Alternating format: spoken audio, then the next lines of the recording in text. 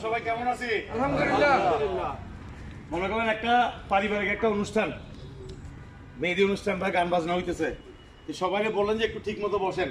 ওটা কিন্তু রাজনৈতিক অনুষ্ঠান না, সবাই দেখাইতে হবে। ভাইয়া একটু গুছায় দাঁড়াইলে সুন্দর লাগে, বুঝছেন?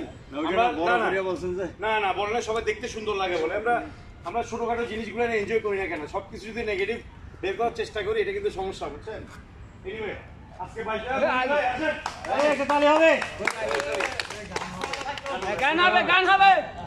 আজকে মনির ভাই সহ 23 জন হয়েছে, এটা কিন্তু গুড মার্কিং।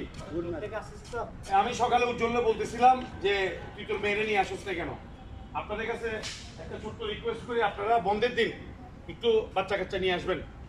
এটা তো হবে কি জানেন, পরের জেনারেশনের একটা বন্ডেজ ক্রিয়েট হবে, তাইলে কিন্তু শতায়ুটা আস্তে আস্তে টেনে চলে যাবে, বুঝছেন? এখন হয়তো মনে হবে যে আপনার কাছে এটা বাচ্চা ঘুমাইতেছে হ্যান ত্যান বহুত কিছু, বাট এই যে জোর করে নিয়ে আসবেন